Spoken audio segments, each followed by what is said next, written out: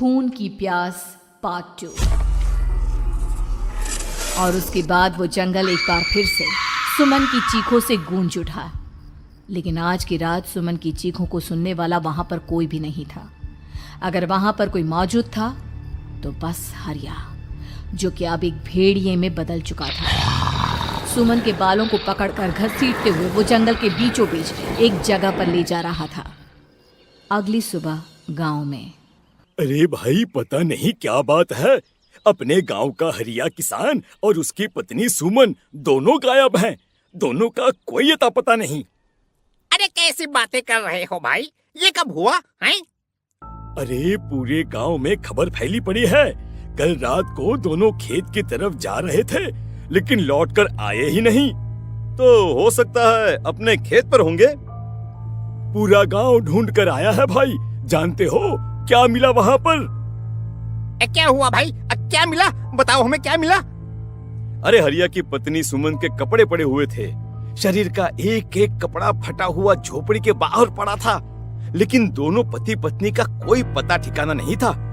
अरे भाई, लेकिन उसका जो दोस्त है ना रामू किसान, उससे पता करके आते हैं ना। अब तक तो दोनों साथ ही खेत पर जाया करते थे। हाँ, हमें उसके घर जाना चाहिए भाई। चलो वहाँ चलते हैं, चलो। वो सारे लोग रामू के घर पर पहुंचते हैं। रामू अपने घर के बाहर बैठकर हुक्का पी रहा था। आज सारे के सारे लोग टोली बनाकर मेरे घर क्यों आ रहे हैं? क्या कोई मर गया क्या भाई? अरे कैसी बातें कर रहे हो? तुम्हारा सबसे अच्छा दोस्त हरिया और उसकी पत्नी गायब है और तुम यहाँ बैठकर हुक्का पिए जा रहे हो हैं? रामू ने अजीब सी नजरों से उन सब गांव वालों की तरफ देखा, जिसकी वजह से वो लोग एक बार के लिए डर गए। गायब है? अरे गायब नहीं है, मुक्ति मिल गई है। उन दोनों को मुक्ति मिली है। इस दुनिया में आकर हर इंसान पाप करता है और उसे उसके पापों के लिए मुक्ति मिलना बहुत जरूरी है। अरे ये कैसी बहकी बहकी बातें कर रहे हो भाई, हैं? और इसका चेहरा अजीब सा क्यों लग रहा है? लगता है दोस्त के मरने का गम बैठ गया है। पागल हो गया है शायद ये पागल। ये बात सुनते ही रामू चीख कर जोर से चिल्लाते हुए कहता है, पागल मैं नहीं हूँ, पागल तुम सब हो। और ये शैतानी जंगल अब तुम में से किसी को नहीं छोड़ने वाला, सबको खा जाएगा। याद रखना मेरी बात। शैतानी जंगल? कैसा शैतानी जंगल? लगता है रामू पागल हो चुका है। हमें यहाँ से चलना चाहिए भाई। चलो। तभी रामू की पत्नी बाहर आती है। नहीं, आप लोग इनकी बात का बुरा मत मानिए। 2 दिन पहले हरिया के साथ खेत पर गए थे। जब से वहाँ से आए हैं तब से ऐसी ही बातें कर रहे हैं। भगवान जाने ऐसा क्या देख लिया उन्होंने, खेत में कुछ भी बड़बड़ाते रहते हैं। लेकिन गांव के लोगों ने कमला की कोई बात नहीं सुनी और वो सब वहां से चले गए। रात अब धीरे धीरे ढलने लगी थी। तभी अचानक किसी ने धीमी सी आवाज में रामू को पुकारा। रामू, आ जाओ, मैं तुम्हारा इंतजार कर रहा हूँ। और सुनो, अपनी पत्नी को साथ लेकर आना, नहीं तो काम अधूरा रह जाएगा। ये आवाज सुनते ही रामू के चेहरे पर शैतानी मुस्कुराहट आ जाती है। वो धीमे कदमों से अपने घर के अंदर आता है। क्या हुआ? तबीयत ठीक है ना अब आपकी? मैं तुझे अपने साथ खेत पर ले जाने आया हूँ, चल। मैं तुम्हारे साथ कहीं नहीं जाने वाली। मुन्ना गहरी नींद में सो रहा है और उसे अकेला छोड़कर मैं तुम्हारे साथ खेत पर नहीं आ सकती। वैसे भी तुम्हारे उन खेतों में भगवान जाने कौन सा राक्षस घूम रहा है, मुझे तो डर लगता है। रामू गुस्से में दांत पीसता अपनी झोपड़ी से बाहर आ जाता है और कमला गहरी नींद में अपने बच्चे के साथ सो जाती है। तभी अचानक रात को रामू की झोपड़ी के ऊपर एक साया वही गाना गुनगुनाते हुए घूमने लगता है जो हरिया के मोबाइल में बजा करता था। मैं मौत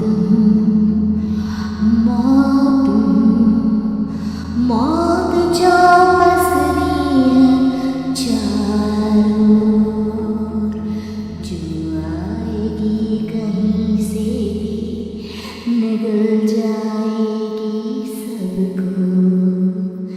मैं मौत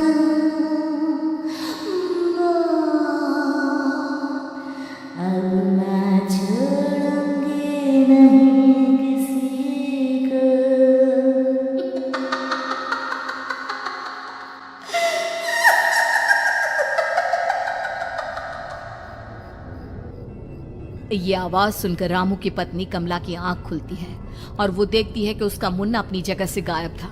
कमला चीखते हुए बाहर दौड़ कर आती है।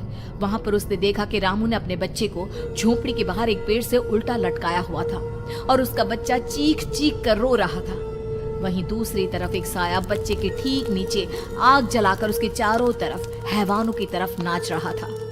छोड़ दो मेरे बच्चे को। अरे क्या कर रहे हो तुम? शर्म नहीं आती तुम्हें अपने ही बच्चे को इस तरह मौत के हवाले करते हुए? अपना बच्चा? किसने कहा ये मेरा बच्चा है? अरे ये तो उस रामू की औलाद है, इस गांव के किसान रामू की, और मेरी दुश्मनी इस गांव के हर इंसान के साथ है। क्या कैसी बात कर रहे हो तुम? और ये औरत कौन है? ये मेरे बच्चे को खा जाएगी। तभी अचानक से उस साया ने एक बेहद खतरनाक दिखने वाली औरत का रूप ले लिया और उसकी आंखों से आग निकल रही थी। सही पहचाना तूने, मैं तेरे बच्चे को खा जाऊंगी। अगर तू अपनी इस हैवान पति रामू के साथ जंगल नहीं आई तो मैं तेरे बच्चे को खा जाऊंगी। लेकिन क्यों? आखिर क्या चाहती हो तुम मुझसे? मुझे जंगल क्यों ले जाना चाहती हो? औरत बुरी तरह से ठहाके मार मार कर जोर जोर से हंसने लगी और साथ में रामू भी। ये तो तुझे वहाँ चलने के बाद ही पता चलेगा ना।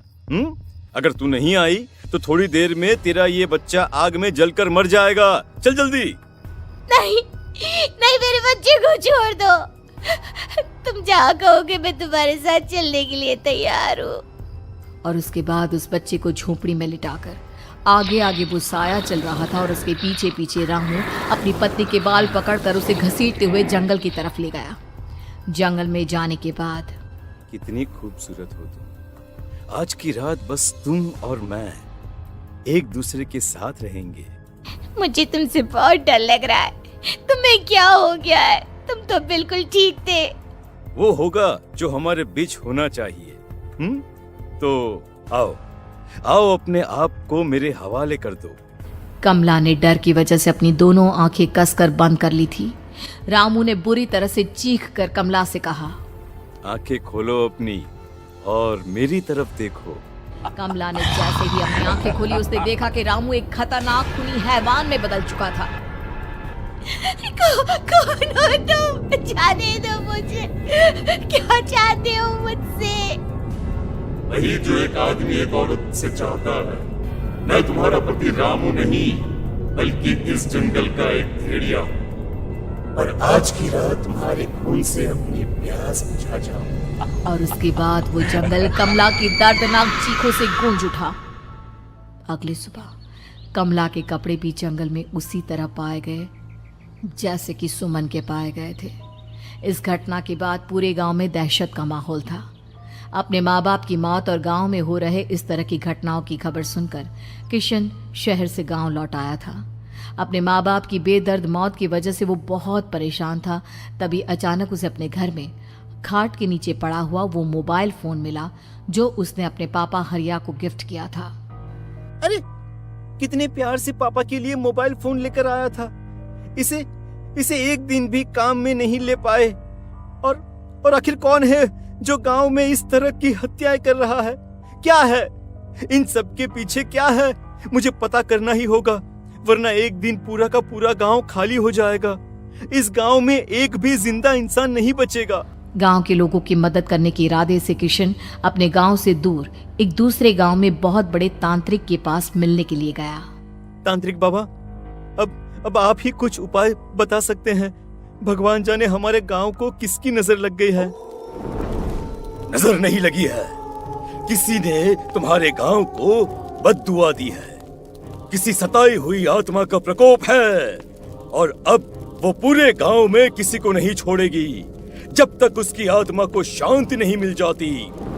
अरे लेकिन ऐसा कौन है बाबा? किसकी आत्मा है और कैसे मिलेगी उसे शांति?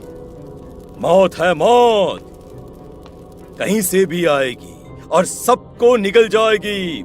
इससे बचने का सिर्फ एक ही उपाय है, लेकिन उस उपाय को करना आसान नहीं होगा। जो भी उस उपाय को करने की कोशिश करेगा उसकी जान जा सकती है। भले ही मेरी जान चली जाए, लेकिन मैं अपने गांव के लोगों की जान बचाने की पूरी कोशिश करूंगा बाबा। तो ठीक है फिर, अगली अमावस की रात जैसा मैं कहता हूँ वैसा ही करना। अमावस की रात तांत्रिक के बताए अनुसार किशन अपने साथ केरोसिन लेकर जंगल की तरफ चल पड़ा। उसके हाथ में देवी के मंदिर का सिंदूर भी था। किशन जंगल के बीचों बीच पहुंचा। ये देखकर उसकी आंखें फटी की फटी रह गई। वहां एक उबलते पानी का तालाब था और कई लोगों की लाश लटक रही थी। किशन की माँ बाप की लाश भी वहीं थी। माँ, बापू, क्या हो गया? ये क्या हो गया? तभी वहां पर एक औरत और आदमी आते हैं। उन्हें देखकर किशन चौंक जाता है। गोपाल काका, आपकी तो 5 साल पहले मौत हो गई थी। और निर्मला काकी, आप? मौत तो हो गई थी, लेकिन तुम ये नहीं जानते कि हमारी मौत कैसे हुई थी। क्या कहना चाहते हैं आप? कुछ नहीं, बस ये जान लो कि अब इस गांव में कोई जिंदा नहीं बचेगा। लेकिन क्यों काकी? क्योंकि 5 साल पहले इन गांव वालों ने मुझे डायन बताकर पत्थर मार मार के मार डाला। मेरी कोई गलती नहीं थी। गांव का एक बच्चा क्या लापता हुआ, सारा इल्जाम मेरी पत्नी पे डाल दिया। और जब मैंने निर्मला की जान बचाने की कोशिश की तो मुझे भी मार डाला। आपके साथ ये बहुत गलत हुआ काकी, लेकिन आप जो कर रहे हैं वो भी सही नहीं है ना? तुम यहाँ से चले जाओ वरना तुम भी नहीं बचोगे। हमारी आत्मा पिछले 5 साल से मुक्ति के लिए भटक रही है। चले जाओ यहाँ से। मौका देखकर किशन सिंदूर उन दोनों के ऊपर डाल देता है। उनका शरीर जलने लगता है और वो भयानक तरीके से चिल्लाने लगते हैं। अगले ही पल किशन उनके ऊपर केरोसिन डाल देता है और वो दोनों जल जाते हैं। किशन अपने माँ बाप और दूसरी लाशों का अंतिम संस्कार करवाता है और अपने घर लौट आता है। लेकिन वो अभी भी इस बात से अनजान है कि मोबाइल अभी भी बज रहा था। मैं मौत हूँ।